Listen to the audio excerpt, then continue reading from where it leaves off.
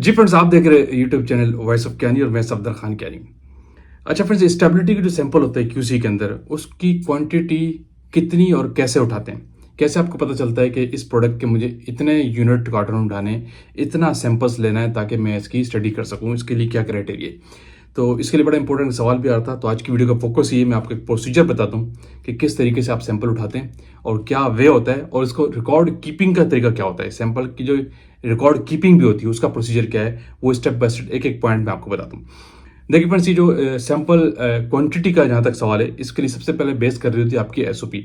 आपके पास जो स्टेबिलिटी की एसओपी होती है उसके अंदर ये सब कुछ डिफाइन होता है जो मैं आपको स्टेप बाय स्टेप बता रहा हूँ। तो सबसे पहले, अगर आप कोई न्यू प्रोडक्ट है, आप उस प्रोडक्ट की क्वांटिटी देखते हैं, यूनिट कार्टन देखते हैं। मिसाल के तौर पर आपके पास जो यूनिट कार्टन मार्केट में जा रहा है, मैं टैबलेट की एग्जाम्पल ले लेता हूँ, उसके अंदर कितने ब्लिस्टर है, कितनी टैबलेट्स है, कितनी टैबलेट्स जा रही हैं, उस लिहाज से पहला स्टेप क्या आपने देखना है कि फॉर एग्जांपल आपके पास जो यूनिट कार्टन जा रहा है उसके अंदर 3 ब्लिस्टर है और एक ब्लिस्टर में 10 टैबलेट है। तो टोटल एक जो यूनिट कार्टन है जो फिनिश फॉर्म में जो मार्केट जाता है, जो आप प्रोडक्शन से उठाते हैं, पिक करते हैं, उसमें 30 टैबलेट्स ये डिसाइड हो गया। ठीक है, उसके अंदर कितनी 30 टैबलेट्स आपके पास आ गए।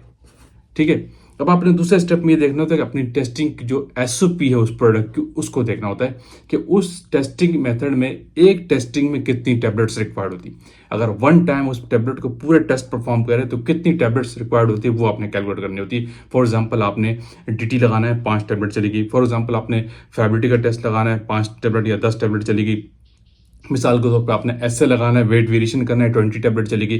फिर आपने थिकनेस, हार्डनेस, सब चीज़ चेक करनी, 4-5 टैबलेट वहाँ चली जाती है। फिर आप फिजिकल अपीयरेंस देखते हैं। तो इस तरह लम सम, लेट सपोज आपका एक यूनिट कार्टन, एक जिसमें 30 टैबलेट्स है, वो आपकी एक टेस्टिंग में चली जाती है। अगर उस प्रोडक्ट की कंप्लीट टेस्टिंग करें तो एक टैबलेट, एक यूनिट कार्टन आपका यूज हो जाता है 30 टैबलेट्स वन टाइम स्टडी में। ठीक है, क्लियर हो गया? पहला स्टेप पे नंबर ऑफ टैबलेट्स देखना यूनिट काउंटर में कितनी है, और दूसरा एक टेस्टिंग में कितनी टैबलेट्स रिक्वायर्ड होती है वो आपने चेक करना होता है। फर्स्ट डिसाइडेड ये हुआ कि 30 टैबलेट्स यूज हो रही है वन टाइम टेस्टिंग में। ठीक है, अब दूसरा स्टेप होता है आपके इंटरवल्स का, जो आप सैंपल स्टेबिलिटी के अंदर रखते हैं, उन इंटरवल्स को काउंट किया जाता है।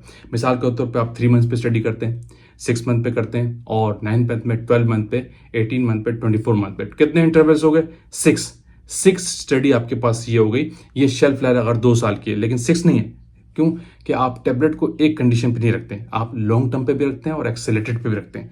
लॉन्ग टर्म पे तो आपकी 6 स्टडी हो गई, 6 टेस्टिंग आपके पास हो गई। ठीक है, यानी 6 यूनिट कार्टन हो गए। लेकिन एक्सेलेटेड स्टडी की कंडीशंस, पैरामीटर्स कुछ और होते हैं जहाँ पे आप सैंपल रखते हैं। टेम्परेचर का, ह्यूमिडिटी का थोड़ा सा फर्क होता है, 30 या 25 या 40 इस तरह का वेरिएशन होता है। ये भी डिपेंड करता है प्रोडक्ट के ऊपर, आपका कौन सा आइटम है। तो एक्सेलेटेड पे आपकी 2 स्टडी होती है, 3 मंथ पे करते हैं आप, और 6 मंथ पे 2 स्टडी वहां पे हो गई। तो टोटल 2 ये स्टडी और 6 वो, यानी कितनी होगी? 8 स्टडी आपके पास आ गई।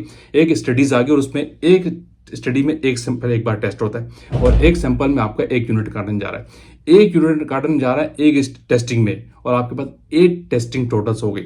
2 एक्सेलेटेड की इंटरवल्स आ गए और 6 इंटरवल आपके पास आ गए वो लॉन्ग टर्म स्टडी के। यानी 8 बार आपने उस प्रोडक्ट को टेस्ट करना है स्टेबिलिटी पे रखने के बाद, तो आपके पास मिनिमम 8 यूनिट कार्टन आ गए। क्लियर हो गया? ये होता है क्राइटेरिया। लेकिन इसके लिए एक कंडीशन और होती है, ये आपके स्टडी के इंटरवल्स आ गए, लेकिन आप सेफ साइड पे रखने के लिए 2 यूनिट कार्टन, 2 स्टडी एक्स्ट्रा रखते हैं। एक one time study extra for long term study, और एक one time study for extra for accelerated के लिए, ताकि कोई सेफ साइड पे आप रहें। अगर इन केस कोई आपको रिकॉर्ड के लिए सैंपल रखना हो या कोई और इशू आ गया हो, तो अगर आपको रिपीट एनालिसिस करनी पड़ जाए, कोई प्रॉब्लम आ गई, कोई ड्रैप आपको सैंपल मांग ले, तो आपके पास रिकॉर्ड में सैंपल थोड़े से एक्स्ट्रा होने चाहिए। ऐसा नहीं कि आपके पास 8 टेस्टिंग आपने करनी पूरी 2 साल में, सही है, स्टेबिलिटी के लिए, और 8 यूनिट कार्टन आप उठा के रख देंगे। इस तरह नहीं होता। सेफ साइड पर रहने के लिए आप एक टेस्टिंग या 2 टेस्टिंग एक्स्ट्रा रख सकते हैं। आपको ये आपको एसओपी में आप डिफाइन कर दें।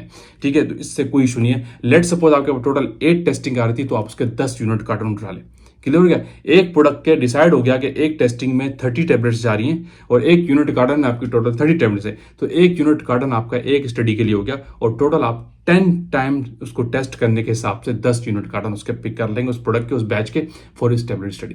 ये एक सिंपल क्राइटेरिया होता है कैलकुलेशन का, कि एक प्रोसीजर है कि आप पहले चेक करते हैं कि आपकी उस यूनिट कार्टन में नंबर ऑफ टैबलेट्स कितनी है और आपकी टेस्टिंग में कितनी टैबलेट रिक्वायर्ड हो रही है। ये सबसे इंपॉर्टेंट चीज़ है। आप कैलकुलेट करते हैं कि मुझे इस टेस्ट के लिए कितनी टैबलेट्स चाहिए, वो टोटल आप कैलकुलेट कर सकते हैं। मैंने तो 30 टेंटेटिव बताइए, कम ज़्यादा भी हो सकते हैं, फिर यूनिट कार्टन आपके उस लिहाज से कम ज़्यादा हो जाते हैं। ठीक है, तो ये है क्राइटेरिया। इसकी बेस पे आप अपने यूनिट कार्टन को, नंबर ऑफ टैबलेट्स को, क्वांटिटी ऑफ द सैंपल आप चूज कर लेते हैं कि स्टेबिलिटी के लिए मुझे कितना सैंपल चाहिए। फिर दूसरी इंपॉर्टेंट चीज़ थी कि इसका रिकॉर्ड कीपिंग। एक आपके पास स्टेबिलिटी की एक फाइल सेक्शन होता है, एक फॉर्मेट होता है जो आपका एसओपी का पार्ट है, जिसमें आप ये सारी चीज़ें एंट्रीज कर देते हैं। जितने नंबर ऑफ 10 यूनिट्स आपने उठाए हैं, जिस क्लाइमेटिक चैम्बर्स में रख रहे हैं, उस लिहाज से उस स्टोरेज कंडीशन वो उस फॉर्मेट के ऊपर मेंशन होती है। एक्सेलरेटेड स्टडी का फॉर्मेट है और दूसरा लॉन्ग टर्म स्टडी का फॉर्मेट है। और जितनी टैबलेट उसके अंदर ली जाती है, जितने नंबर ऑफ यूनिट, जितने number of quantity of the samples आप पिक करते हैं, वहाँ पे लिखते हैं। हर 3 महीने बाद अगर आपने लेट सपोज आपने मार्च में एक स्टडी की तो 1 यूनिट कार्टन निकल गया, उस फाइल के अंदर एंट्री करेंगे कि 1 सैंपल ऑफ क्वांटिटी पिकअप और इतने लेफ्ट कितने रह गए। अगर लेट सपोज 10 थे तो आपके पास 9 रिमेनिंग रह गए। आपने जब दूसरे इंटरवल पे 6 मंथ पे जाएंगे तो 2 निकल गए, 10 में से 8 रह जाएंगे। इस तरह वहाँ पे बैलेंस होता है। इन दी एंड जो आपका प्रोडक्ट का बैलेंस है वो आपके पास अगर 2 एक्स्ट्रा थे तो 2 आपके पास एक्स्ट्रा उस फाइल के रिकॉर्ड में आने चाहिए। ये एक प्रोसीजर है, ये भी आपके एसओपी का पार्ट होता है। तो वेरी सिंपल कि स्टेबिलिटी के सैंपल की क्वांटिटी कैसे डिसाइड करते हैं, this is the very simple way. पहले आपने यूनिट कार्टन को चेक करना है कितनी उसके अंदर टैबलेट है, और दूसरा इंपॉर्टेंट पॉइंट होता है कि आपने अपनी टेस्टिंग को चेक करना होता है कितनी टैबलेट्स के अंदर, किस टेस्टिंग में tablets, quantity of the sample required है, उस लिहाज से फिर आपको डिसाइड करते हो, सारा डिसीजन होता है। आई होप आपको कॉन्सेप्ट मिला होगा कि हम सिंपल क्वांटिटी स्टेबिलिटी के लिए कैसे उठाते हैं और कैसे इसको रिकॉर्ड कीपिंग करते हैं और क्या उसका प्रोसीजर होता है। तो वीडियो का आप एंड करते हैं। आई होप कि वीडियो अपने लाइक कीजिए, शेयर कीजिए, कमेंट्स कीजिए। अगेन कहूँगा जो लोग चैनल पर न्यू है वो तो लाजमी सब्सक्राइब कीजिए ताकि ऐसे टेक्निकल वीडियोस आप तक पहुंचती रहे। Thank you for watching. अल्लाह हाफिज़।